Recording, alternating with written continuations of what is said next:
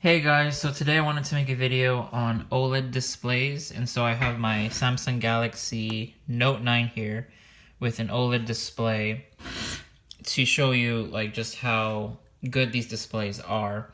Now typically OLED displays can cost you around $1,000, as you can see here, and they can get quite expensive because they're very high quality.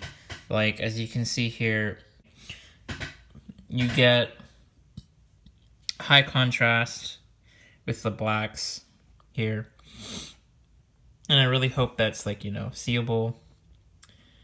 You can really see the high contrast with this OLED display.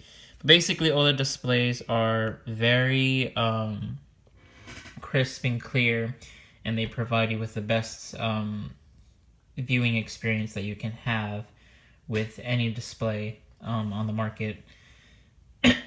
LCD displays can compare to OLED displays, but they will never be as good or provide the best viewing experience that you can have. But there is some problems with OLED.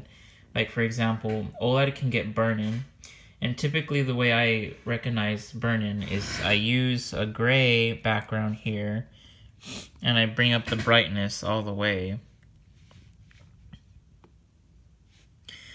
And that highlights, you can, when you pay close attention to the display, you can see that there might be burn-in in the display.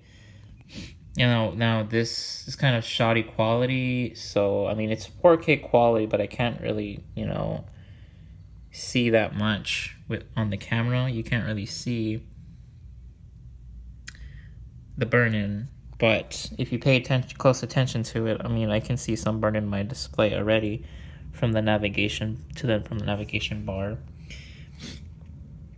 And if you do this with any OLED display, I mean, typically, and you raise the brightness, typically you're going to see where the burn-in is, and burn-in is usually image retention caused by having a static image on your display for too long.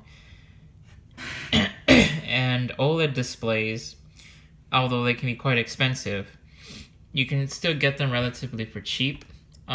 Typically, you can buy an OLED Samsung smartphone for around $300 or more, or the Google Pixel 3a, which is a budget phone and it has an OLED display.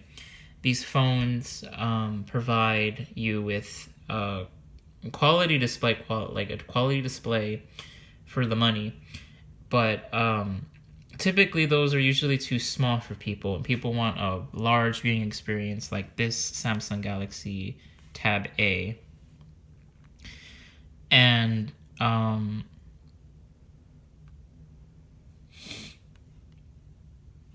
to get around, these expensive prices of TVs that cost out of abundance of $1,000,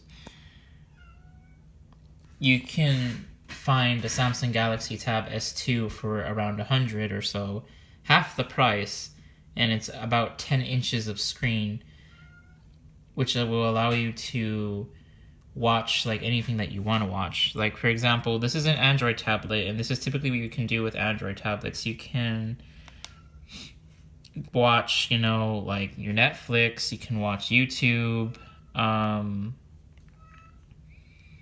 and you can watch, if you have AT&T, you can use the AT&T app to watch live shows on your tablet. And if you buy an OLED Samsung tablet, you can use this for that scenario to watch all your shows and everything on an OLED display without having to buy a $1,000 TV. So these are what these tablets can be used for. The OLED ones, anyways. But I will recommend some OLED tablets in this video so you guys can have a clear picture of what you can purchase and what for cheap and how to use it, like for those services. But I mean, everybody has the common basics to understand how to use Netflix, YouTube, and any other website on the internet, basically, to watch free movies, whatever you want. But typically, that's my solution to get an OLED display on the cheap without having to spend at least $1,000 or more for the very crisp quality that OLED displays bring you. And I think that's it for this video. It's kind of short. I mean, half of 10 minutes, only 5 minutes. But basically, I would, if you guys care about display quality and high resolution, stuff like that, I would go for OLED displays simply because they are the best at what you can get at this price point. Because they give you just that.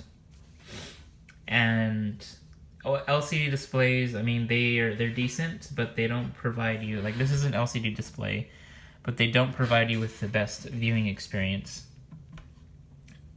like the Samsung Galaxy Note 9 would give you.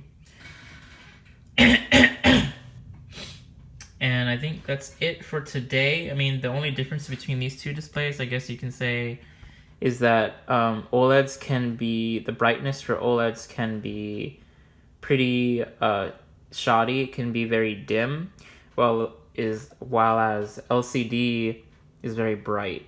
And that's what's going to give you, at least a semi-better viewing experience, maybe. But, you compare that to, OLED, you're going to notice the difference, I'm telling you now.